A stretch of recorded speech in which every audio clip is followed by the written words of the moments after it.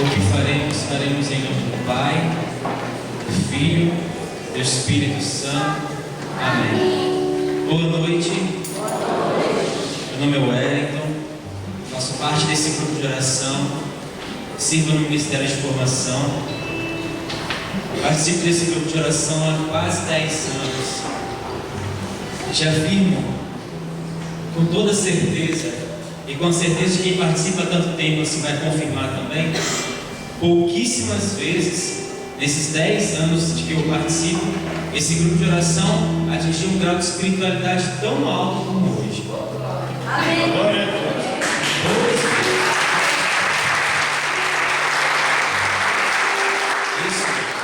Isso se deve ao desejo de experimentar a Deus, a vontade de experimentar a Deus, a perseverança na oração, a condução também muito boa, muito boa. Então assim, eu tenho certeza que hoje nós já temos um grande, imenso e decisivo passo em busca da nossa santidade. Amém? Vamos abrir a palavra do Senhor. Primeira carta de Pedro, no capítulo 1, está bem lá no finalzinho, depois dos Evangelhos.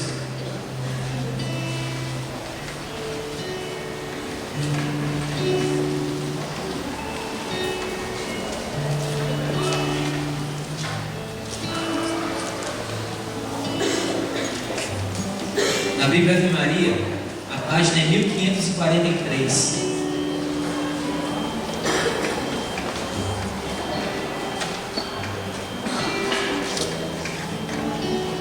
Quantas pessoas aqui frequentam esse grupo de oração há mais de 5 anos? Mais de 5. Não é verdade que poucas vezes esse grupo de oração atinge um nível de espiritualidade tão grande? É ou não é? Com certeza. Mas nós já experimentamos tudo que Deus tem preparado para hoje? Ainda não. Ainda não. 1 Pedro, capítulo 1, versículo 14. Quem não encontrou, levanta a mão. Todos encontraram? Não encontrou? 1543 na Bíblia Ave Maria. Não é? Calma, gente. O tema da nossa noite de hoje é busca da santidade. Busca da santidade.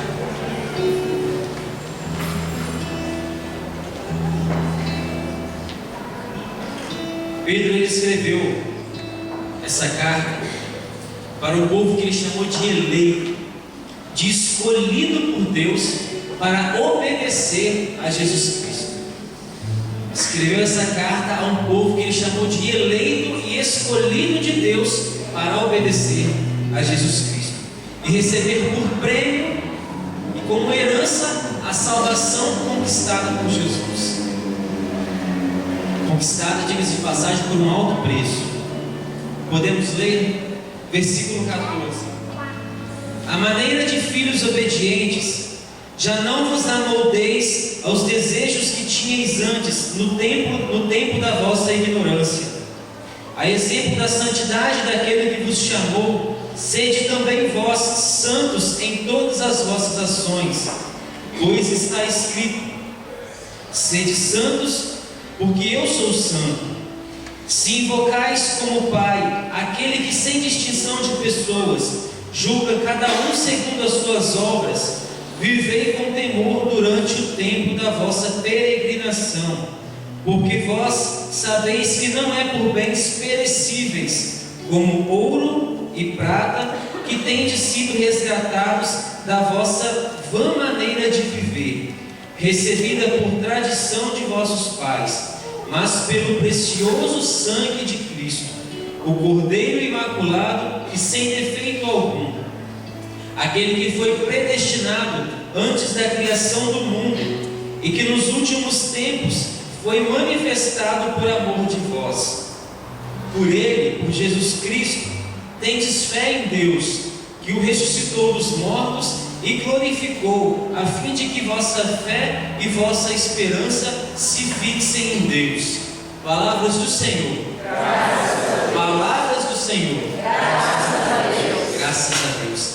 Então, Pedro, ele reconhece que existe um povo preparado, escolhido, que é disposto a obedecer a Jesus Cristo. Veja que obedecer a Deus, reconhecer a Jesus Cristo como Senhor, já é um sinal, como Paulo fala na carta aos Coríntios, que é um sinal da ação do Espírito Santo. Ninguém é capaz de dizer e reconhecer que Jesus Cristo é o Senhor e Jesus Cristo é o Filho de Deus, se não sob a ação do Espírito Santo. Quer ver um modo muito prático e exato de se deixar o Espírito Santo manifestar em nossa vida? Fecha os olhos só um pouco. Diz bem assim: Jesus Cristo é o Senhor e Filho de Deus. Sabe, Paulo disse isso, pode abrir os olhos. Paulo disse, afirmando que ninguém, se não sob a ação divina do Espírito Santo, seria capaz de dizer isso. Só o povo eleito, só o povo escolhido, só o povo separado, o povo preparado por Deus. Pedro, ele divide a vida do cristão, a vida do ser humano, em duas etapas. Uma, antes de conhecer a palavra, antes de conhecer a verdade, antes de ter um encontro pessoal com Jesus Cristo, e outra após esse encontro. Essa etapa antes de conhecer a Jesus Cristo, ele fala na leitura como o tempo da ignorância. Quantos aqui já viveram na ignorância? Eu também já vivi muito tempo. Eu vivi 23 anos no tempo da ignorância, achando que eu conhecia, achando que eu estava fazendo tudo da melhor maneira. Pois bem, ele reforça lá no versículo 14: a maneira de filhos obedientes, não vos amoldeis aos desejos que tinha antes. Não vos amoldeis, não tomeis molde, não ficais semelhantes, não tomais forma dos desejos que tinha no tempo da ignorância. Pedro fala isso porque ele sabe que nós temos uma grande fragilidade: a nossa identidade. Sabia que a nossa identidade como ser humano é muito frágil? Muito frágil. De repente você deve estar pensando assim: não, eu não. A minha personalidade é forte, sou uma pessoa decidida.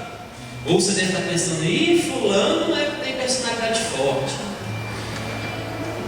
Nós, quando começamos a viver, presta bem atenção, ver se você concorda comigo. Quando nós começamos a conviver muito com um determinado grupo de pessoas, ou com determinada pessoa, nós começamos a absorver características daquelas pessoas. Por exemplo, pensa num jovem, e o jovem é o que mais se lança nessas coisas. Por exemplo, um jovem, um adolescente, de repente você até tem ele em casa, mas que começa a ouvir um determinado tipo de música, por exemplo, um rock. Com uma semana aquele menino está se vestindo de preto, está andando cheio de corrente no pescoço, está ouvindo aquelas músicas altas em casa, mas aí termina o ano e ele muda de escola. E nessa escola ele faz um monte de amigos que dançam forró. Em 3 dias, aquele menino roqueiro já não existe mais dentro de casa, né? Ele fica te pegando na cozinha e fica dançando, né? Passa um tempo, esse menino começa a dançar axé, essa menina começa a dançar axé, e todos se vestem igual e dançam iguais. A identidade, as características vão mudando, a pessoa vai se amoldando, vai se enquadrando, vai absorvendo características daquele grupo de pessoas a qual ela vive. Nós somos assim, isso não é só coisa de adolescente não. Sabe casal de namorado? Quem aqui namora? Quem namora, levanta o braço. Né? Namorado não tem uns negócios assim de ficar falando, imitando a namorada, né? Não tem a conversinha entre os namorados, né? Entre marido e mulher também. Alguns falam como neném, vocês já viram isso? Alguns falam como neném. Então nós vamos absorvendo certas características. Você vai vendo que o jeito da pessoa vai ficando do jeito da outra. Absorve-se coisas boas, mas também coisas ruins. Você vai conviver com uma pessoa que reclama de tudo, uma pessoa reclamona. Ou você vira reclamão também, ou a amizade acaba rapidinho. Aquele tipo de pessoa que acorda, nossa, que sol quente. Aí no outro dia ele acorda, nossa, que chuva. O outro dia ele acorda e fala, nossa, esse tempo não se decide, não sabe se chove, se faz sol.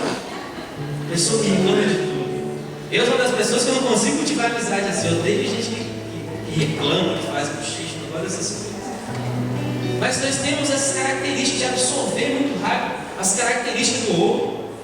Às vezes o jeito de falar, a maneira de gesticular, de passar a mão no cabelo, a maneira de sentar, de se comportar, a postura.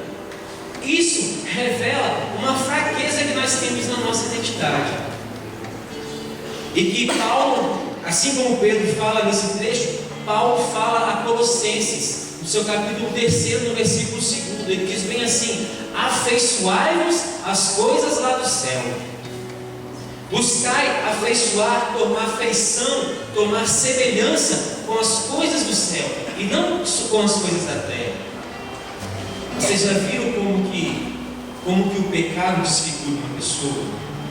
Vocês já tiveram o desprazer de olhar para uma pessoa que está se julgando no fundo do poço? Uma pessoa que está mergulhada no vício, enfim, seja qual vício for, no vício do alcoolismo, no vício da droga, no vício do jogo, no vício do cigarro.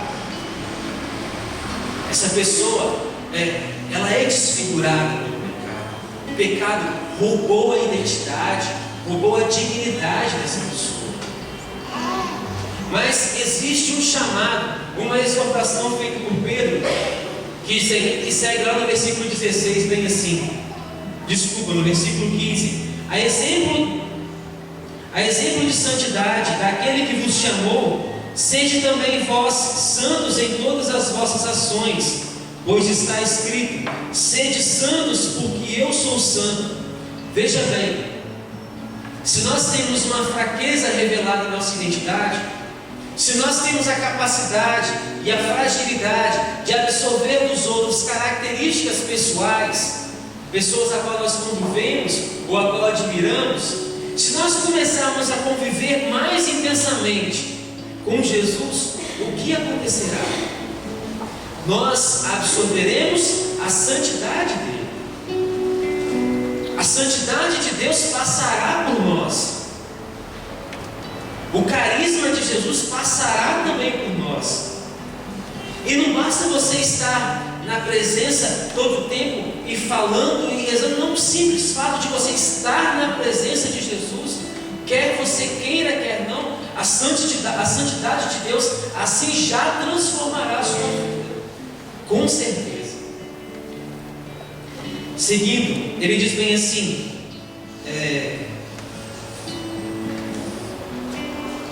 vivendo, versículo 17: se invocais como Pai aquele que sem distinção de pessoas julga cada um segundo as suas obras, vivei com temor durante o tempo da vossa peregrinação. Vivei com temor no tempo da vossa peregrinação. Ele coloca a nossa vida terrena, o nosso momento de vida terrena, como uma peregrinação. Pedro entende.